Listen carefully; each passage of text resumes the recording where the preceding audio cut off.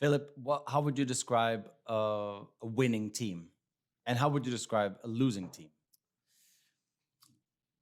I think in the current world, diversity is probably the most important thing for me.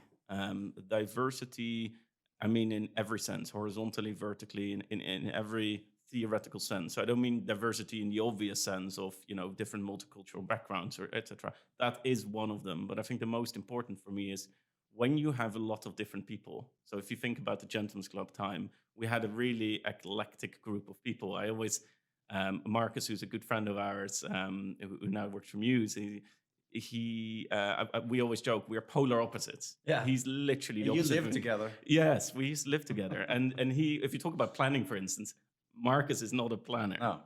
But what Marcus, his core trait is this ability to sell anything, right? And you have a similar sort of juxter to me. And I think when you have that diversity in a team, you complement each other. So like as an example, back in the Gentlemen's Club day, I remember we were organizing a party and I had this whole plan for this party.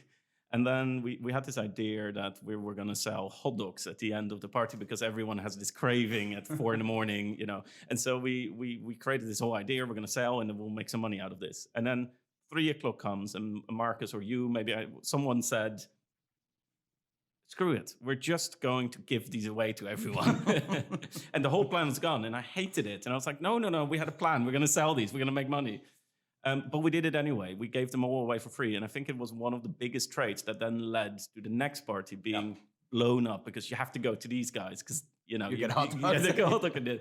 So I think that balance, that diversity you get in a team where someone is counterbalanced, me planning sometimes goes too far. And if you're balanced by other traits in a team, you excel together. And I think that's really an important trait.